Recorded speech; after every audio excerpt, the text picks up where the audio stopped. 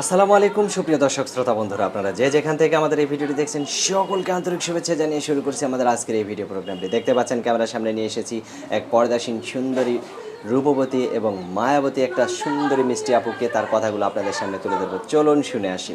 আসসালামু আলাইকুম। ওয়ালাইকুম সালাম। কেমন আছেন আপনি? হ্যাঁ ভাই, আলহামদুলিল্লাহ, আল্লাহ যেভাবে রাখছে অনেক ভালোই রাখছে। আচ্ছা, আপনার নাম কি আপু? আমার নাম শিউলি। শিউলি? শিউলি আপু, কোথায় থাকেন আপনি? আমার দেশের বাড়ি হয়েছে কিশোরগঞ্জ। কিশোরগঞ্জ? হ্যাঁ। এখন ক্যামেরার সামনে কেন আসলেন আপনি? ক্যামেরার সামনে আসছি ভাই, মনে খুব কষ্ট নিয়ে। কি কষ্ট আপনার? মনে করেন আমার আল্লাহ ছাড়া কেউ নেই দুনিয়ার ভিতরে। কেন? আমার একটা সন্তান আছে, হুম।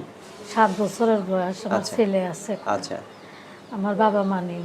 আচ্ছা। যখন ছোটবেলায় আমার বাবা মা নেই। ছোট, আপনি যখন ছোট তখন আপনার তখন বাবা মা আমার মারা বাবা গেছে? নেই। চাচা চাচিকে মানুষ করছে। আচ্ছা। আমার বাবার কিছু সম্পত্তি ছিল, তাতে আমি একটু ঘর বাড়ি করতে চাইছিলাম।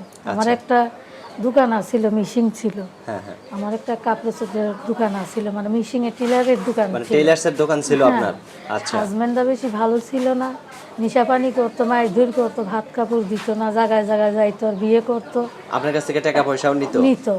হ্যাঁ, খুব অত্যাচার করতো। বাধ্য হয়ে তাকে আমি ডিভোর্স দিছি। ডিভোর্স দেওয়ার পরে হ্যাঁ। আমার বাচ্চাটাকে নিয়ে আমি খুব বাঁচার জন্য খুব ইচ্ছা ছিল। আচ্ছা। হ্যাঁ, এখন আমি মানুষের কাপড় চোপড়, জামা কাপড় সেলাই করতাম, চলতাম।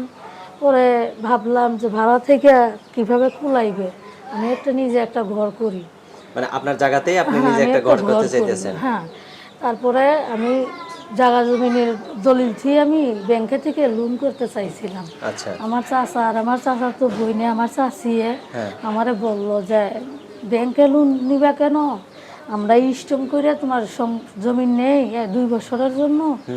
তারপরে এই টাকা হইলে তুমি পরে 2 বছর পরে তুমি ছুটাই নিও। আচ্ছা। এইটা বইলা ভাই আমার কাছ থেকে 6 লাখ তাদের কাছ থেকে টাকা নিয়ে আমি ঘর বাঁধছি। এখন ভাই ঘর বাঁধছি, 3 মাস হয়েছে ঘর বাঁধতেছি। এখন 3 মাস হয়েছে, টাকা নিয়েছি 2 বছরের কথা কই। এখন আমার বলতেছে যদি আমি 3 মাসের ভিতরে টাকা না দেই তাহলে আমার সম্পত্তি ওরা নিয়ে যাবে। মানে আপনার সম্পত্তি আপনার চাচা নিয়ে যাবে? নিয়ে যাবে। এখন কি করতে চান আপনি? এখন ভাই আমি এটার জন্যই ভিডিওর সামনে আসছি, না আমি কোনো বিয়ে শাদির জন্য, না আমি কোনো অন্য কিছুর জন্য। আচ্ছা। আমি আসছি দর্শকের কাছে আমি হেল্প সহযোগিতা চাই। যে দেখেন আমার সম্পত্তি অরিজিনালি ভাই নিয়ে গেছে মানুষের। হ্যাঁ। আমি এখন দর্শকের কাছে আমি হেল্প সহযোগিতা চাই, যে তারা যদি আমার পাশে থাকে তাইলে আমার চাচা, আমার লোক, আর আমার চাচা তো বইনে গাদ্দারি করতে পারবে না।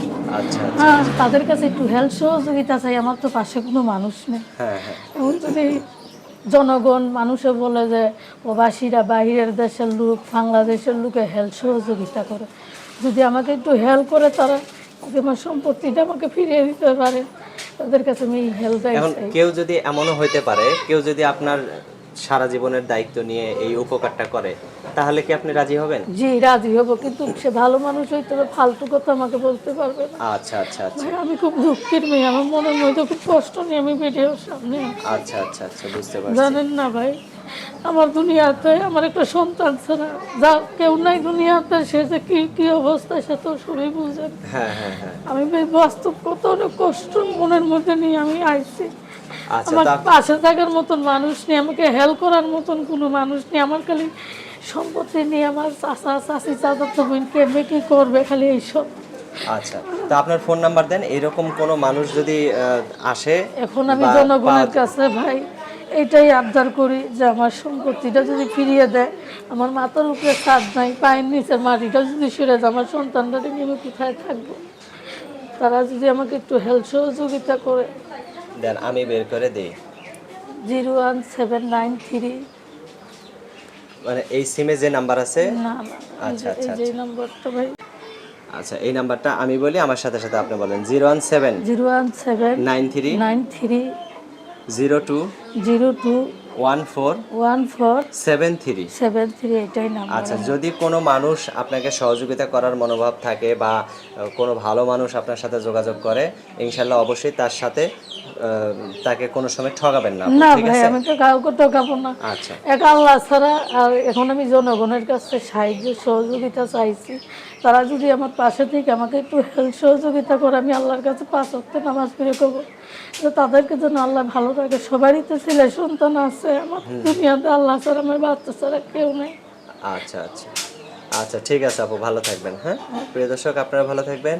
আজ এ পর্যন্তই। আসসালামু আলাইকুম।